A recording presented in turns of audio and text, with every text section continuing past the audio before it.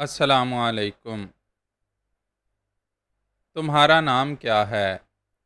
جان ڈومیلو نے اس نوجوان کو قہر آلود نگاہوں سے گھورتے ہوئے پوچھا جو ایک کرسی پر بندھا بیٹھا تھا۔ شکل و صورت اور پہناوے کے اعتبار سے وہ کسی اونچے طبقے کا ہی فرد لگ رہا تھا، لیکن اس وقت اس کے چہرے کے خد و خال پر موت کے تصور نے بڑا گہرا اثر ڈال رکھا تھا۔ آنکھوں کی ویرانی ہی سے ظاہر تھا کہ وہ اپنی موجودہ سچویشن سے بری طرح خائف ہے۔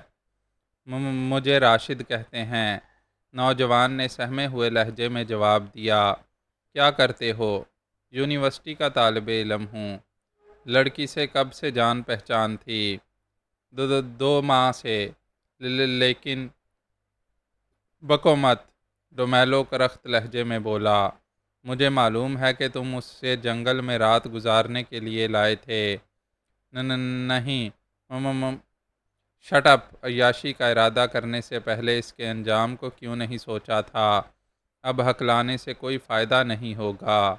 نوجوان تھوک نگل کر رہ گیا۔ اس کی کیفیت کسی ایسے قاتل سے مختلف نہیں تھی جسے پھانسی کے پلیٹ فارم پر کھڑا کر کے اس کی آنکھوں پر پٹی باندھ دی گئی ہو۔ تمہارا باپ کیا کرتا ہے؟ جوہری، نوجوان نے اپنے حواس پر قابو پاتے ہوئے جواب دیا۔ جیکسن اسٹریٹ پر مراد جیولرز کی دکان ہے، وہ میرے باپ ہی کی ہے۔ ڈومیلو کی نگاہوں میں شیطانی مسکراہٹ ابھر آئی۔ جوہری کی اولاد ہو، اسی لیے ہیرے کے انتخاب میں بھی تم نے غلطی نہیں کی۔ سائرہ واقعی جاندار لڑکی تھی؟ نوجوان تھر تھرا گیا۔ کیا تم نے؟ شڑاپ، ڈومیلو کا سیدھا ہاتھ لہرا گیا۔ وار بھرپور تھا، اس لیے خون کی ایک پتلی سی لکیر نوجوان کے ہونٹ کے کونے سے ابھر کر نشیب میں لہراتی چلی گئی۔ میں نے نہیں، بلکہ تم نے سائرہ کو قتل کیا ہے، ڈومیلو وحشت ناک لہجے میں بولا۔ تمہیں اس بات کا خطرہ لاحق تھا کہ وہ اب تم پر اعتبار نہیں کرے گی، اس لیے تم نے سائرہ کے شوق کی آڑ لے کر اسے شکار کے پروگرام پر رضامند کیا۔ جنگل کی تنہائی میں تم نے ایک بار پھر اس کی زندگی برباد کی اور اس کے بعد اسے قتل کر دیا۔ نہیں، میں نے ایسا نہیں کیا۔ اگر تم نے ایسا نہیں کیا ہوتا تو پھر تم فرار کیوں ہو؟ کیا؟ نوجوان کا وجود تک لرز اٹھا۔ ڈومیلو کے منہ سے نکلے ہوئے الفاظ کسی بم ہی کی طرح اس کے اعصاب پر پھٹے تھے۔ فکر مت کرو، پولیس اگر تمام زندگی بھی تمہیں تلاش کرتی رہے تو بھی یہاں تک نہیں پہنچ سکتی۔ تم جب تک چاہو ہماری پناہ میں رہ سکتے ہو، لیکن اس کے عوض تمہیں ایک معقول معاوضے کا بندوبست کرنا ہوگا۔ کیا سمجھے؟ نوجوان بدستور پھٹی پھٹی نگاہوں سے اپنے مخاطب کو دیکھ رہا تھا۔ 20,000 کی پہلی قسط غالباً تمہارے باپ کو زیادہ بار نہیں محسوس ہوگی۔ کیوں؟ نہیں، یہ کبھی نہیں ہو سکتا۔ تم پریشان مت ہو، ہم ناممکن کو ممکن بنانا جانتے ہیں، ڈومیلو نے زہر خند سے جواب دیا۔ پھر وہ کچھ اور بھی کہنا چاہتا تھا، لیکن ٹھیک اسی وقت کمرے میں سیٹی کی مدھم آواز ابھری اور ڈومیلو نے اپنے جیب میں لگے ہوئے قلم کو تیزی سے نکال کر ہاتھ میں لے لیا۔ اس کے ساتھ ہی وہ لمبے لمبے قدم بڑھاتا ہوا باہر آ گیا۔ دوسرے ہی لمحے وہ پن ٹرانسمیٹر پر بول رہا تھا، hello hello, it is master attending 334 over. چند ثانیے تک وہ پن کلپ کو دبا دبا کر یہی الفاظ دہراتا رہا۔ تیسری بار پن کلپ سے ایک بھاری آواز ابھری تھی، ہیلو جی ڈی باس کالنگ 5050، کیا رپورٹ ہے؟ اوور۔ باس، کام بہت آسانی سے ہو گیا باس۔ سائرہ کے لیے انہی ہدایت پر عمل کیا گیا تھا جو آپ نے دی تھیں۔ اس کے دوسرے ساتھی کو ہم اپنے ساتھ لے آئے ہیں۔ اوور۔ کیا تمہیں معلوم ہے کہ پولیس کی پوری ٹیم اس وقت واردات کی چھان بین میں مصروف ہے اور پوائنٹ جمع کر رہی ہے؟ اوور۔ یس باس، مگر اس کے فرشتے بھی ہمارا سراغ نہیں پا سکیں گے، ڈومیلو نے تیزی سے جواب دیا۔ پھر گفتگو کا رخ بدلا اور راشد کے بارے میں تفصیل بتانے لگا۔ میں نے فی الحال 20,000 کی پہلی قسط وصول کرنے کا پروگرام بنایا ہے۔ یہ رقم ہمارے آئندہ منصوبوں میں کام آئے گی۔ اوور، گڈ، بہت اچھے جا رہے ہو، لیکن گزشتہ رات تم نے ایک غلطی بھی کی ہے۔ کیا تمہیں اس کا احساس ہے؟ اوور، میں نہیں سمجھا باس کہ آپ کیا کہنا چاہتے ہیں۔ اوور، تمہیں دستانے کا استعمال نہیں کرنا چاہیے تھا، خنجر زیادہ مناسب رہتا۔ اس طرح ہم پولیس کو بڑی آسانی سے غلط راستے پر ڈال سکتے تھے۔ موجودہ حالت میں پوسٹ مارٹم رپورٹ ایک دوسری ہی کہانی سامنے لائے گی۔ اوور، جان ڈومیلو آنکھ بند کر کے کام کرنے کا عادی نہیں ہے باس، ڈومیلو نے فخریہ انداز میں کہا۔ پوسٹ مارٹم رپورٹ وہی کہانی سنائے گی جو ہم چاہتے ہیں۔ میں نے لڑکی کو ٹھکانے لگانے کے بعد ہی مخصوص دستانے کا استعمال کیا تھا۔ اوور، ختم کرنے کے لیے کیا طریقہ اختیار کیا گیا تھا؟ اوور، میں نے اسے گلے میں رومال پھنسا کر ہلاک کیا تھا۔ اوور، خفیہ دستانے کے استعمال کی کیا ضرورت تھی؟ اوور، امکانی نشانات کو مٹانے کے لیے میں نے ذاتی طور پر یہی طریقہ مناسب خیال کیا، جان ڈومیلو نے سنجیدگی سے کہا، پھر بولا، دوسری صورت میں جنگل کا کوئی درندہ بھی یہی کر سکتا تھا۔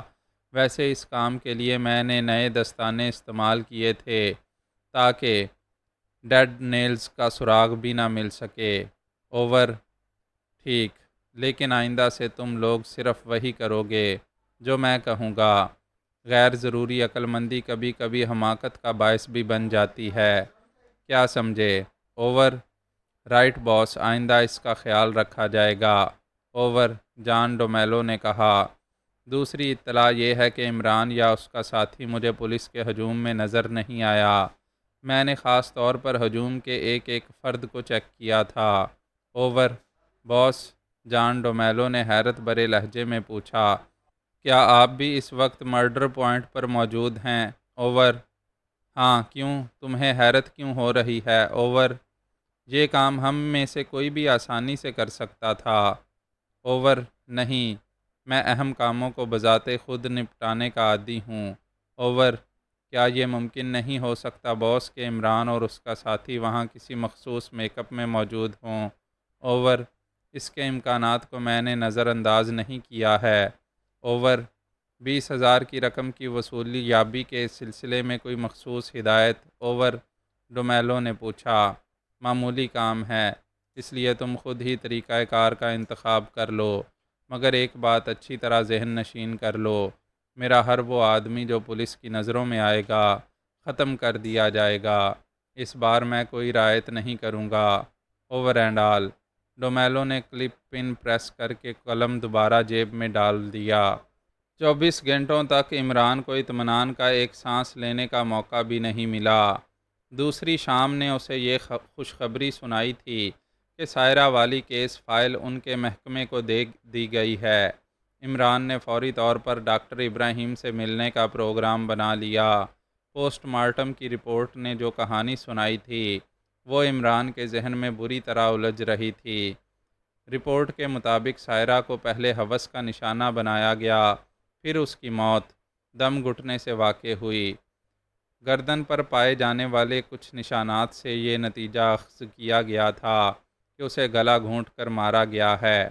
جسم پر پائے جانے والے زخم کے گہرے نشانات کے سلسلے میں پولیس سرجن نے یہ بات خاص طور پر لکھی تھی کہ وہ زخم کسی ایسے درندے کے پنجے ہی کے ہو سکتے ہیں جو یا تو ضرورت سے زیادہ بوڑھا رہا ہوگا یا پھر کسی خاص مرض میں مبتلا ہوگا۔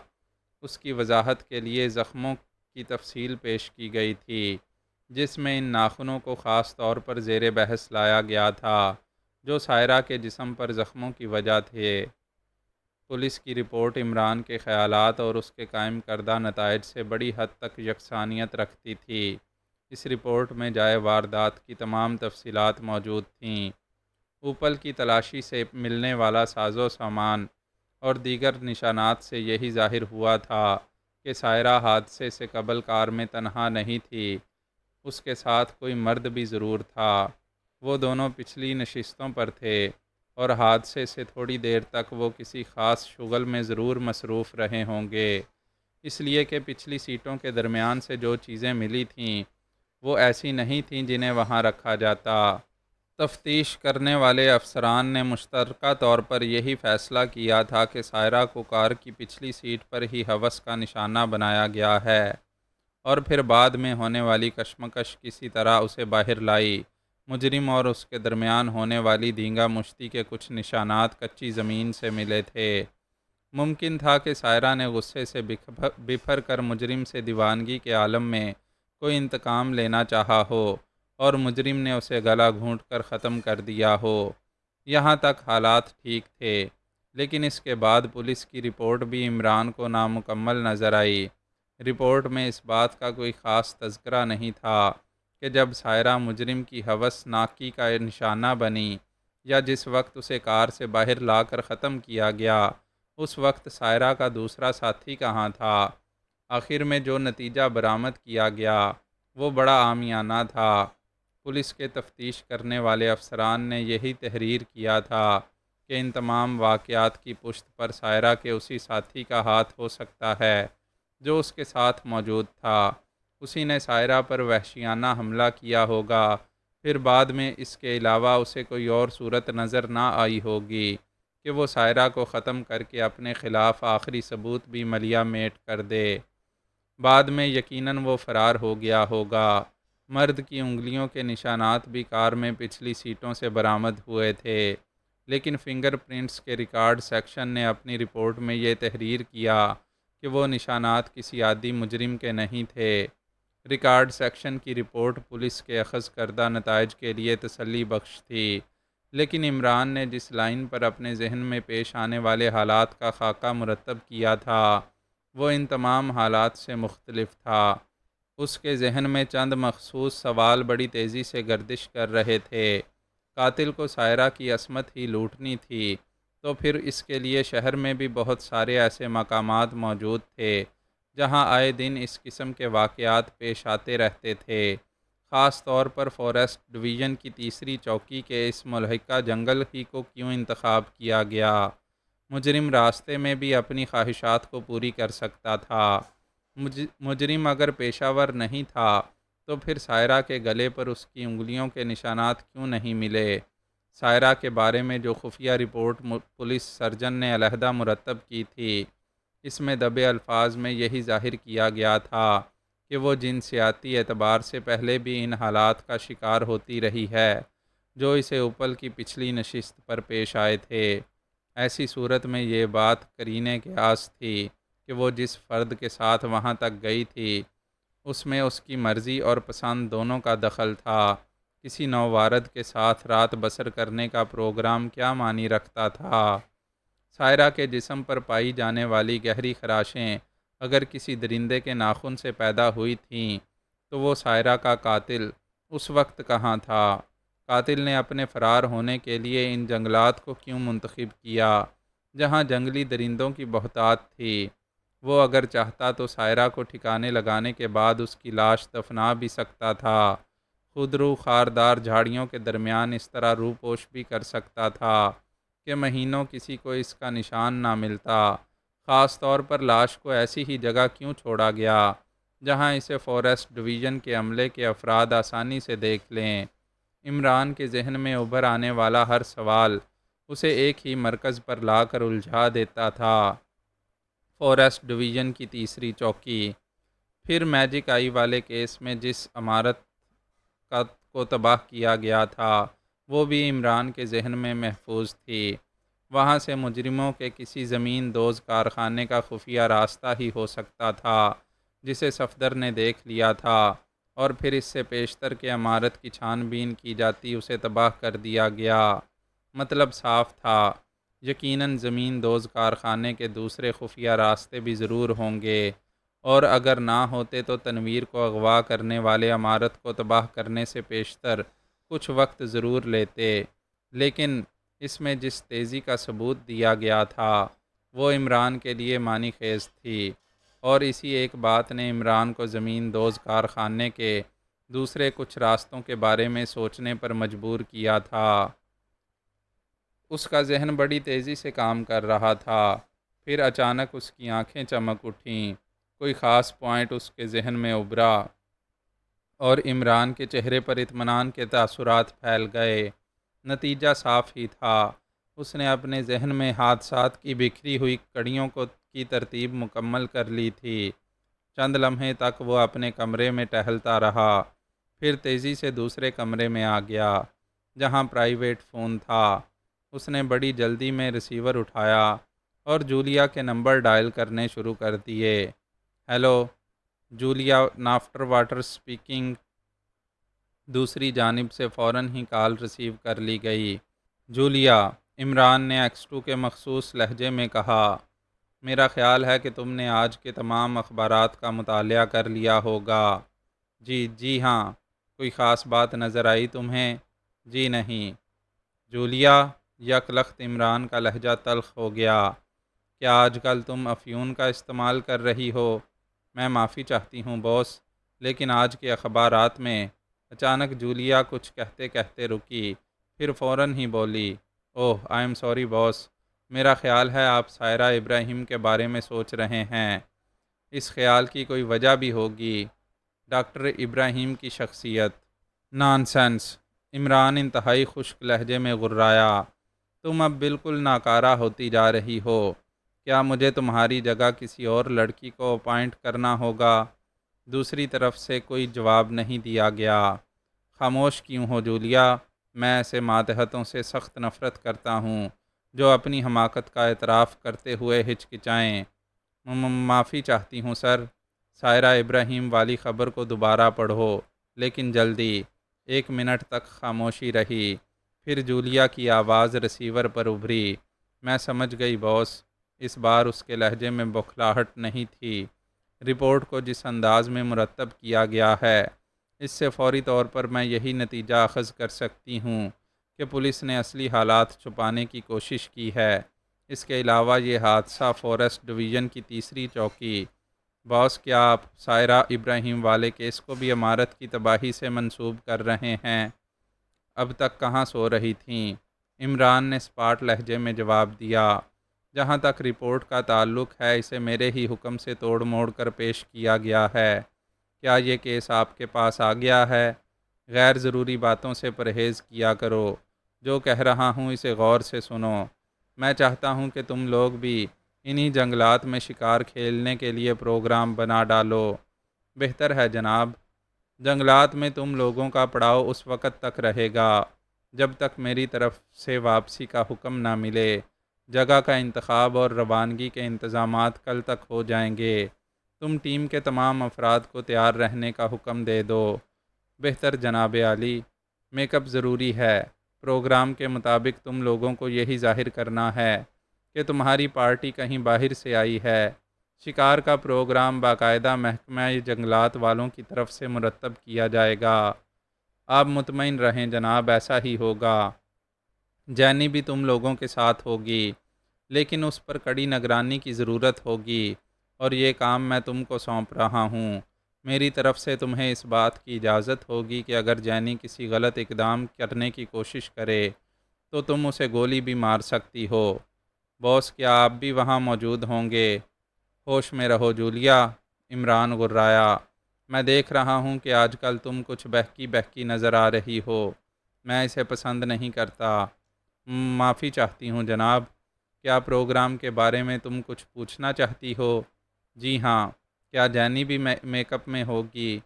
ہاں، اور کچھ؟ پارٹی کی کمان کس کے ہاتھ میں ہوگی؟ عمران اس کے لیے زیادہ موزوں رہے گا۔ میں اسے ضروری احکامات دے چکا ہوں۔ ایک بات کان کھول کر سن لو، تم میں سے کوئی بھی غیر ضروری طور پر عمران سے الجھنے کی کوشش نہیں کرے گا۔ پھر اس سے پہلے کہ جولیا کوئی جواب دیتی، اس نے ریسیور کریڈل پر رکھ دیا۔ ڈاکٹر ابراہیم نے عمران کا استقبال اپنے ڈرائنگ روم میں کیا تھا۔ ان کے چہرے پر اس وقت گہری سنجیدگی، غم اور غصے کے ملے جلے تاثرات موجود تھے۔ سائرہ کی اچانک موت نے ان کے ذہن پر گہرا اثر ڈالا تھا۔ مجھے سر سلطان کے ذریعے معلوم ہو چکا ہے کہ سائرہ کا کیس ان کے محکمے کو دے دیا گیا ہے، لیکن آپ خاکسار کو علی عمران کہتے ہیں، ٹھیک ہے، مجھے سر سلطان نے یہی بتایا تھا۔ عمران تھوڑی دیر تک سرسری گفتگو کرتا رہا، پھر اصل مقصد کی طرف آ گیا۔ میں اس وقت سائرہ صاحبہ کے سلسلے میں کچھ ضروری معلومات حاصل کرنے کے لیے آیا ہوں۔ آپ جو چاہیں بڑے شوق سے پوچھ سکتے ہیں۔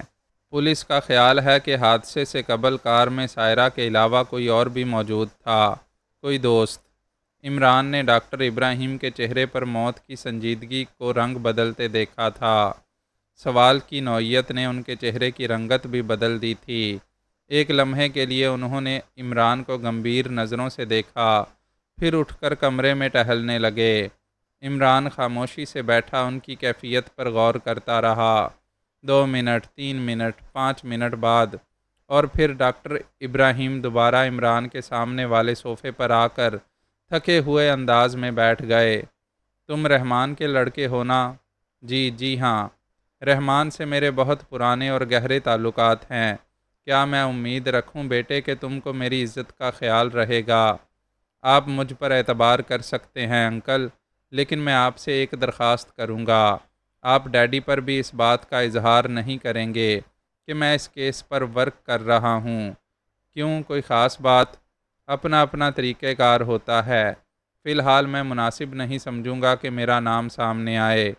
ٹھیک ہے، میں تمہارا مطلب سمجھ رہا ہوں۔ جہاں تک کیس کی تفصیلات کا سوال ہے، مجھے بہت ساری معلومات حاصل ہو چکی ہیں۔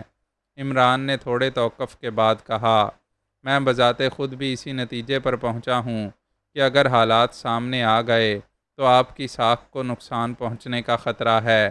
اس لیے میں نے پریس کو بھی تاریکی میں رکھنے کی کوشش کی ہے۔ میں تمہارا شکر گزار ہوں بیٹے، تم نے جو کچھ کہا ہے وہ غلط نہیں ہے، ڈاکٹر ابراہیم نے کہا۔ کیا سائرہ کو شکار سے بہت زیادہ شوق تھا؟ عمران دوبارہ اصل مقصد پر آ گیا۔ دیوانگی کی حد تک۔ میں نے اسے کئی بار منع بھی کیا تھا، مگر میری مصروفیات کی زیادتی کی وجہ سے اسے چھوٹ ملتی رہی۔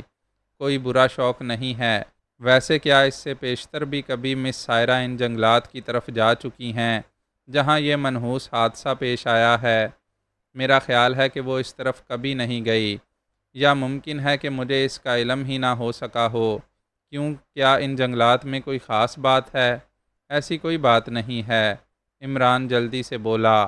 میں نے کسی اور ہی مقصد سے پوچھا تھا۔ بہرحال اب میں ایک بار پھر وہی سوال دہراؤں گا کہ کیا یہ بات آپ کے علم میں ہے کہ حادثے کے وقت مس سائرہ کے ساتھ ان کا دوسرا ساتھی کون تھا؟ ہاں، ڈاکٹر ابراہیم نے کچھ سوچتے ہوئے جواب دیا۔ تم نے غالباً حامد مراد کا نام ضرور سنا ہوگا۔ بہت اچھی طرح۔ آپ کا اشارہ شاید مراد جیولرز کے مالک ہی سے ہے؟ عمران نے پوچھا۔ ہاں، وہ میرے اچھے دوستوں میں سے ہے، اسی لیے میں نے راشد اور سائرہ کے ملنے جلنے پر کبھی کوئی اعتراض نہیں کیا۔ گویا اس روز راشد ہی جائے حادثے پر مس سائرہ کے ساتھ موجود تھا۔ میں وثوق کے ساتھ نہیں کہہ سکتا ہوں، لیکن شکار کے پروگرام میں وہ دونوں اکثر ساتھ ہی جاتے تھے، اس لیے میں نے سائرہ کے شکار کے شوق کے خلاف زیادہ زور بھی نہیں دیا۔ راشد کے بارے میں آپ کی ذاتی رائے کیا ہے؟ عمران نے معنی خیز لہجے میں پوچھا۔ مجھے اس پر بھروسہ ہے، وہ کوئی ایسا قدم نہیں اٹھا سکتا جو میری عزت کو خطرے میں ڈال دے۔ عمران کچھ سوچنے لگا، پھر دبی زبان میں بولا، سائرہ کے بارے میں بھی میں کچھ پوچھنا چاہتا ہوں، بشرط یہ کہ آپ ناگوار نہ سمجھیں۔ عمران بیٹے، یہ میری خوش قسمتی ہے کہ سر سلطان نے تم کو اس کیس پر مامور کیا ہے۔ میں تم سے کوئی بات نہیں چھپاؤں گا، لیکن تمہاری جگہ اگر کوئی اور ہوتا تو شاید میں وہ باتیں بتانے پر اپنی موت کو ترجیح دیتا، ڈاکٹر ابراہیم نے کہا۔ آپ قطعی مطمئن رہیں، آپ کی گفتگو نے چونکہ سب کچھ بتا دیا ہے، اس لیے میں اب اس سلسلے میں آپ کے جذبات کا احترام کرنا اپنا فرض ہی سمجھتا ہوں، عمران نے جواب دیا۔ میں کس زبان سے تمہارا شکریہ ادا کروں میرے بیٹے، ڈاکٹر ابراہیم نے کہا۔ فی الحال آپ کا شکریہ بھی قبل از وقت ہوگا، اس لیے اسے پھر کسی وقت کے لیے اٹھا رکھیے، عمران نے کہا۔ پھر تھوڑی دیر تک اسی قسم کی غیر ضروری باتیں ہوتی رہیں، لیکن وہ عمران ہی تھا۔ ڈاکٹر ابراہیم کو وہ بہت جلد گھما پھرا کر اصل مقصد کی طرف لے آیا۔ کیا آپ نے پروفیسر شارک کا نام بھی سنا ہے؟ اس تذکرے کو مت چھیڑو عمران بیٹے، ڈاکٹر ابراہیم یکلخت تڑپ اٹھے۔ تم یہ پوچھ رہے ہو کہ میں نے اس کا نام سنا ہے، اور میں یہ کہوں گا کہ پروفیسر کی موت کے بعد سے مجھے یوں محسوس ہوتا ہے جیسے میرا اپنا کوئی سگا بھائی بچھڑ گیا ہو۔ پولیس شاید ابھی تک اس کے قاتل کو گرفتار نہیں کر سکی، لیکن ایک منٹ، تم نے اس وقت پروفیسر شارک کے بارے میں کیوں سوال کیا تھا؟ مجھے افسوس ہے جناب کہ قبل از وقت کسی اہم بات کو منظر عام پر لانا میرے اصول کے خلاف ہے، عمران نے کہا۔ تو کیا میں یہ سمجھوں کہ سائرہ کی موت اور پروفیسر کے قتل کو تم کسی ایک ہی سلسلے کی دو مختلف کڑیاں سمجھ رہے ہو؟ ڈاکٹر ابراہیم نے بغور عمران کو دیکھتے ہوئے پوچھا۔ ہو سکتا ہے کہ آنے والے واقعات میرے خیالات کی تائید کر دیں۔ بہرحال اب میں اجازت چاہوں گا، اور ایک بار پھر آپ سے یہی درخواست کروں گا کہ میرے سلسلے میں آپ کسی سے بھی کوئی تذکرہ نہیں کریں گے۔ میں وعدہ کرتا ہوں کہ وہی کروں گا جو تم چاہتے ہو۔ بہت بہت شکریہ، عمران نے اٹھتے ہوئے کہا۔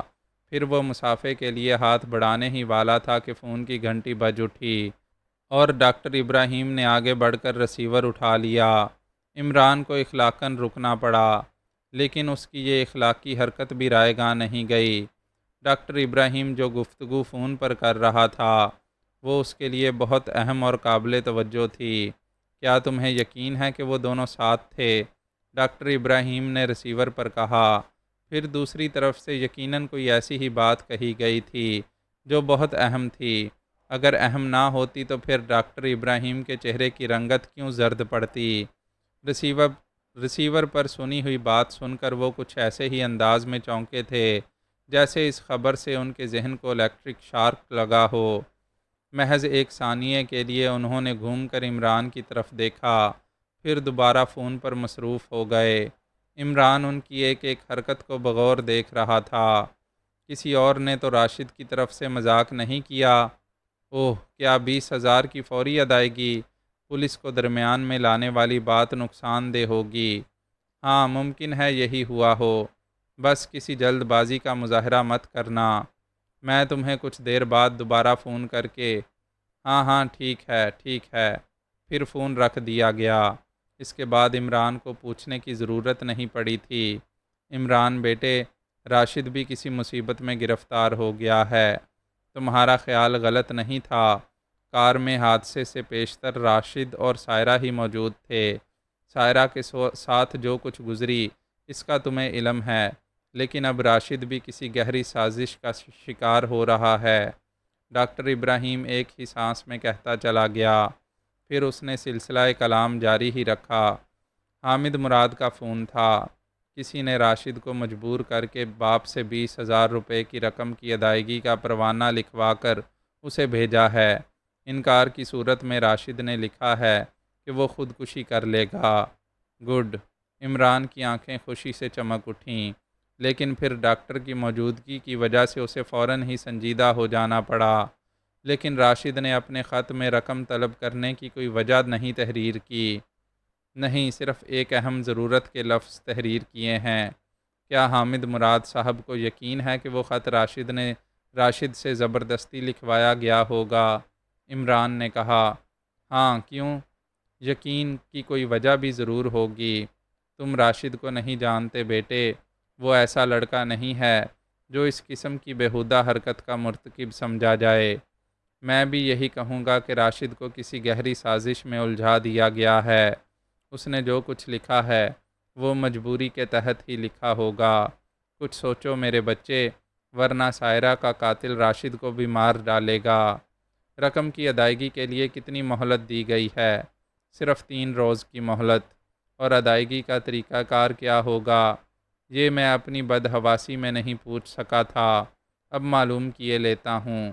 1 منٹ انکل، عمران نے انہیں روکتے ہوئے جلدی سے کہا۔ کیا مسٹر مراد پولیس کو خط کے بارے میں اطلاع دے چکے ہیں؟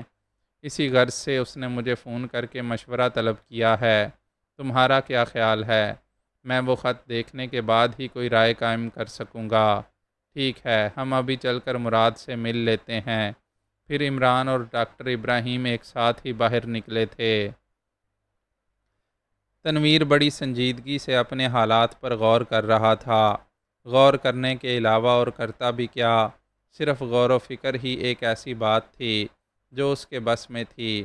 باقی باتوں پر ڈومیلو اور اس کے جابر ساتھیوں کا قبضہ تھا۔ 8-10 روز کے اندر اندر اس کی حالت بری طرح غیر ہو کر رہ گئی تھی۔ بھوک پیاس کا احساس خود بخود مٹتا جا رہا تھا۔ گفتگو کا وہ انداز جس کی بدولت عورتوں کے سرکل میں اسے پسند کیا جاتا تھا، اب بالکل بدل چکا تھا۔ غلامی اور قید کے احساس ہی نے اسے چڑچڑا کر ڈالا تھا۔ جسم کے تناؤ میں اب کھنچاؤ کا احساس بھی شامل ہو گیا تھا۔ ہر وقت تنہا پڑے چھت کی کڑیوں کو گننا یا پھر سوچتے رہنے کی مسلسل کوشش نے ذہن کے ساتھ ساتھ اس کے قوی کو بھی قبل از وقت بوڑھا کر دیا تھا۔ 10 روز گزر جانے کے باوجود ابھی تک اس کے جسم پر وہی کپڑے تھے جس میں وہ اغوا والے دن تھا۔ داڑھی بری طرح بڑھ آئی تھی۔ کپڑوں سے پھوٹنے والی سڑاند اور جسم پر جمی ہوئی میل کی باریک تہ نے اس کی جغرافیائی کیفیت تک کو بدل ڈالا تھا۔ بہرحال وہ اس وقت بھی یہی سوچ رہا تھا کہ اب اور کتنے دن اور کتنی راتیں اسے یہاں گزارنی باقی ہیں۔ جان ڈومیلو اور اس کے دوسرے ساتھی آخر اس سے چاہتے کیا ہیں؟ اس نے یہ کہہ کر اپنی جان بچا لی تھی کہ وہ چند مجبوریوں کی وجہ سے عمران کے لیے کام کر رہا ہے۔ عمران کا پتہ بھی بتا دیا تھا ان لوگوں کو۔ اس روز کے بعد سے پھر اسے نہیں چھیڑا گیا تھا۔ کھانا اور چائے بھی بڑی پابندی سے پہنچ رہی تھی، لیکن ذہنی سکون کہاں تھا؟ اچانک سوچتے سوچتے تنویر کے ذہن پر جینی آرتھر کے نقوش ابھر آئے۔ اسے جینی ہی کی نگرانی پر مامور کیا گیا تھا۔ اس بات کی خاص طور پر ہدایت ملی تھی کہ صرف دور رہ کر اس کی نگرانی کی جائے، لیکن اب اس کو کیا کیا جاتا کہ تنویر 24 گھنٹوں سے زیادہ صبر نہ کر سکا۔ اس روز ایسے بھی گرینڈ میں خاصا ہنگامہ تھا۔ تنویر کی رال جینی ہی پر ٹپکی اور نتیجے کے طور پر جینی کے گروہ والے اس پر عتاب بن کر ٹوٹ پڑے تھے۔ بہرحال جینی اصل فساد کی جڑ تھی اور تنویر اس بات کا فیصلہ کر چکا تھا کہ اگر وہ اس زیر زمین شیطانی کارخانے سے آزاد ہو کر کھلی فضا میں گیا تو سب سے پہلے جینی ہی کے جسم کی دھجیاں اڑائے گا۔ خاصی دیر تک اس کا بوجھل ذہن مختلف باتیں سوچتا رہا۔ پھر بیرونی دروازے پر قدموں کی آہٹ نے اسے چونکنے پر مجبور کر دیا۔ دروازہ کھلا اور پھر جو شخص اندر داخل ہوا وہ جان ڈومیلو کے سوا کوئی اور نہیں تھا۔ تنویر اٹھ کر بیٹھ گیا۔ 8-10 روز کے عرصے میں آج پہلی بار اس نے ڈومیلو کو بڑی معنی خیز انداز سے خوش آمدید کہا تھا، ورنہ اس کی صورت پر نظر پڑتے ہی تنویر کے جسم میں چیونٹیاں سی رینگنے لگتی تھیں۔ شاید اچانک ہی تنویر نے اپنے ذہن میں کوئی اسکیم مرتب کر لی تھی۔ تمہاری حالت اب کیسی ہے مسٹر تنویر؟ ڈومیلو نے زہر میں بجھے ہوئے لہجے میں پوچھا۔ انداز ہی بتا رہا تھا کہ وہ تنویر کا مضحکہ اڑانا چاہتا ہے۔ مجھے یہاں کوئی تکلیف نہیں ہے، تنویر بولا، صرف تنہائی میں پڑے پڑے بوریت کا احساس ضرور ہونے لگتا ہے۔ کیا خیال ہے تمہارا دل بہلانے کے لیے 2-4 نوخیز لڑکیاں بھیج دیا کروں تمہارے پاس؟ لڑکیاں؟ تنویر کے ذہن میں جھٹکا سا لگا۔ جینی ایک بار پھر اس کے ذہن پر ابھر آئی۔ ایک بار پھر تنویر اپنے خیالات میں اس کے گدرائے ہوئے جسم کی دھجیاں اڑا رہا تھا۔ چپ کیوں ہو گئے؟ کیا خوبصورت لڑکیاں تمہیں پسند نہیں ہیں؟ ڈومیلو نے پوچھا۔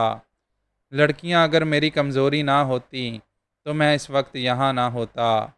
اوہ، جینی کے بارے میں سوچ رہے ہو؟ ڈومیلو بولا، لیکن یہ جملہ کہتے وقت خود اس کے چہرے پر بھی کسی اندرونی احساس سے معمولی سا کھنچاؤ پیدا ہو گیا تھا۔ جینی؟ تنویر غصیلے لہجے میں بولا، میں اس حرام زادی سے بڑا بھیانک انتقام لوں گا۔ کیوں؟ اس نے تمہارا کیا بگاڑا ہے؟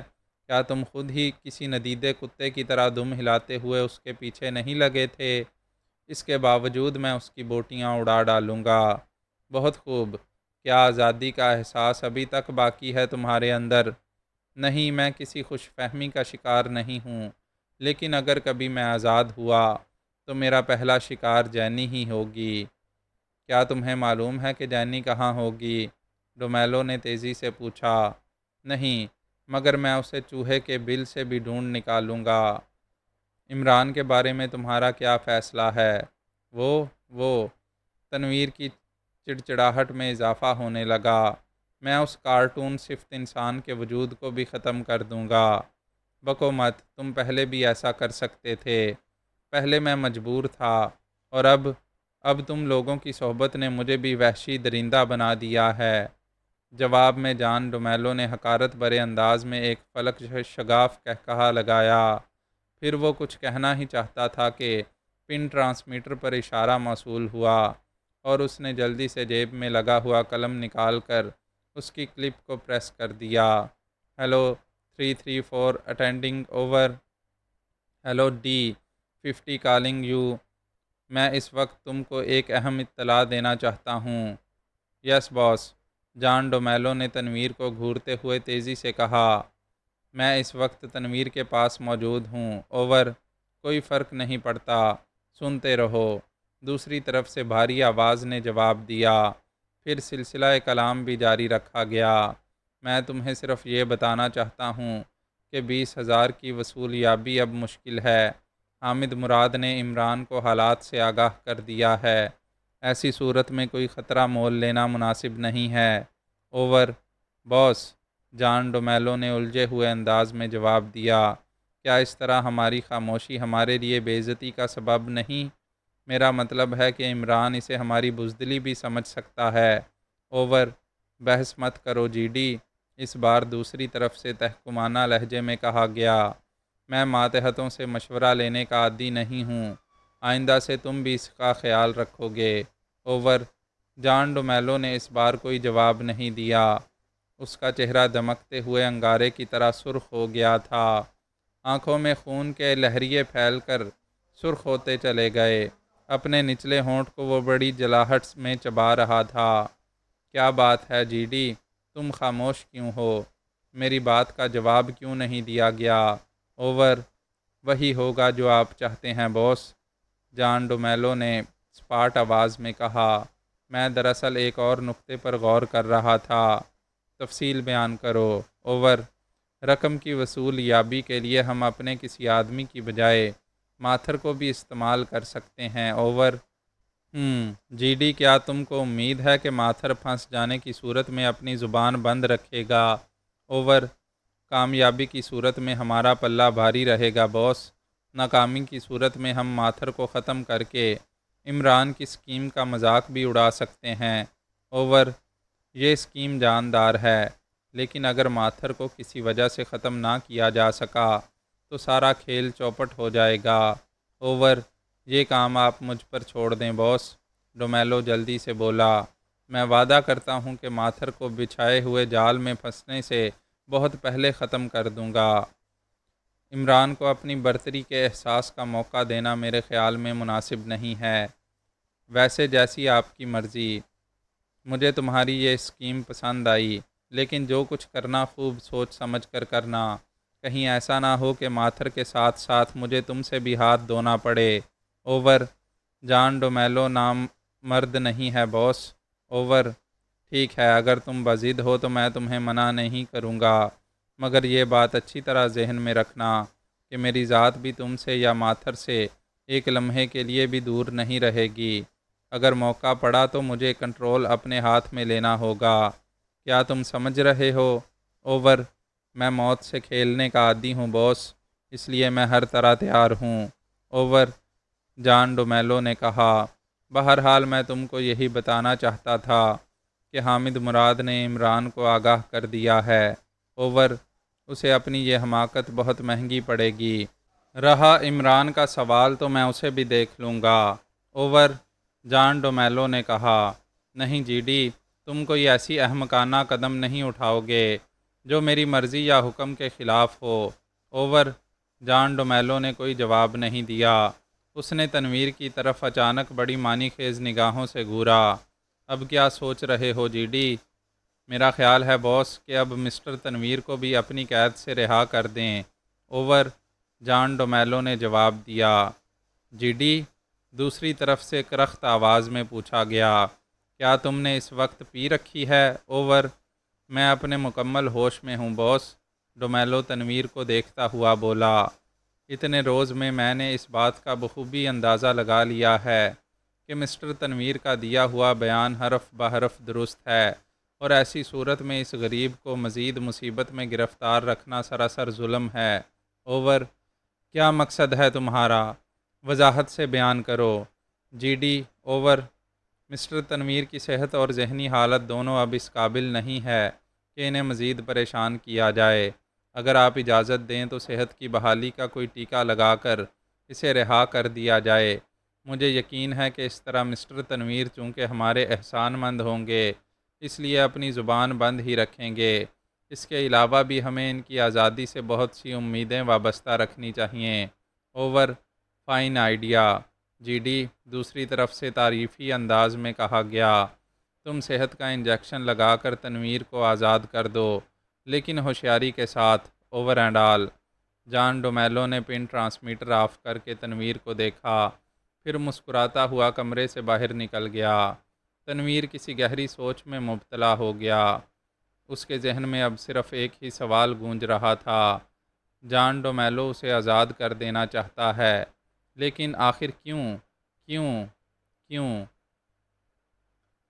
معزز سامعین، اپنے اس چینل کو سبسکرائب کریں اور بیل آئیکن کا بٹن پریس کریں تاکہ ہر نئی آنے والی ایپیسوڈ آپ تک بروقت پہنچ سکے۔ شکریہ۔